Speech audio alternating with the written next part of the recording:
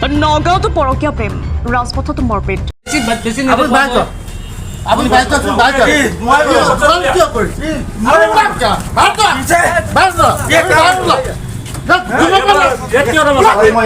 অসহায় স্বামী নগাঁও সদৰ আৰক্ষী থানাটোত গোচৰ ৰুজু মঙলবাৰে নগাঁও ৰাজপথ কেছু সময়ৰ বাবে পৰিণত হ'ল কুৰুক্ষেত্ৰলৈ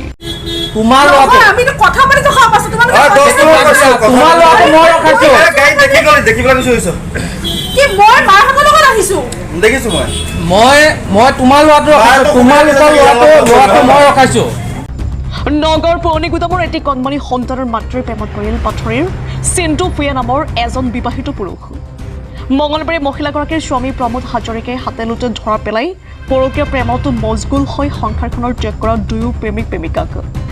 ইয়াৰ পিছতেই আৰম্ভ হয় কুৰুক্ষেত্ৰ পৰকীয়া প্ৰেমিক চিন্তু ভূঞাৰ আক্ৰমণত গুৰুতৰভাৱে আহত স্বামী অৱশেষত কাষ চাপি নগাঁও সদৰ আৰক্ষীৰ অভিযুক্ত চিন্তু ভূঞাৰ বিৰুদ্ধে থানাটোত গোচৰ দিয়ে হাজৰিকাই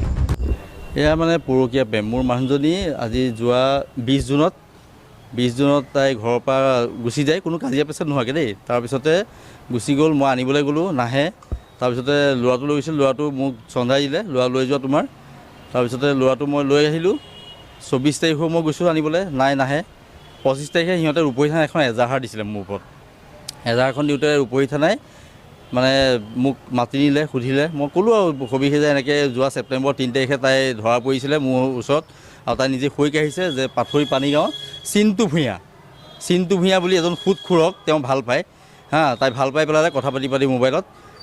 স্কুলত লগ পাইছিলে মোৰ ল'ৰাটো থ'বলৈ যাওঁতে তাৰো ছোৱালীজনী থ'বলৈ আহে লগ পাইছিলে পাই পেলাই তেওঁ অবৈধ সম্পৰ্ক স্থাপন হ'ল সিহঁত দুয়োটাৰ মাজত গতিকে তেতিয়াৰ পৰা সিহঁতৰ চলি আছে কিন্তু ছেপ্টেম্বৰ 3 তাৰিখে মই তেহেঁতক ধৰা পেলাওঁ তাইক মোৰ মানুহজনীক তাই সৰুক আহে এইটো মোৰ তাত অডিঅ' এটা আছে সেইটো মই ৰূপহী থানাত জনাইছোঁ দেখাই মানে শুনাই দিছোঁ তেতিয়া মোক ক'লে যে আপুনিতো নিৰ্দোষী আপোনাকতো এনেকৈ দোষী সজোৱা হৈছে তোৰ মাকে নিজ চকুৰে দেখি থৈ গ'ল যে জোঁৱাই কেনেকুৱা আৰু জীয়েক কেনেকুৱা সিহঁতৰ জীয়েকে কি কৰিছে মাকহঁতৰ লগত বজাৰ কৰিবলৈ আহি অচুকাত বজাৰ কৰি থাকোঁতেই তাই পটককৈ মাকহঁতক বাগি দি আহি পেলাই তাই প্ৰেমিকক লগ কৰিছে তাই কেনেকুৱা মেণ্টেলিটি মানুহ আজি 6 বছৰ বয়স মোৰ ল'ৰাটোৰ ক্লাছ 1ত পঢ়ে সি আজি মাকৰ পৰা বঞ্চিত সেই মানুহজনীয়ে তাইৰ মাকে এইটো চিন্তা কৰা নাই মূৰত কি আছে নাজানো মূৰত কিবা আছেই নে নায়েই সিহঁতৰ যে এটা ল'ৰা 6 বছৰ বয়সৰ ল'ৰা এটাৰ পৰা মাকজনী বঞ্চিত কৰিছে সিহঁতে কিন্তু সিহঁতৰ মানে কি মূল্যৱান বস্তু সেই জীয়েকজনী মই বুজি নাপালোঁ যে জীয়েকজনীক ইয়াৰ পৰা নপঠিয়াই সিহঁতে লোকক কৈ আছে মই শুনিছোঁ যে তাইক বোলে নিলে তাই যদি সেইখন ঘৰত যায় তেতিয়াহ'লে বোলে মই মাৰি পেলাম বোলে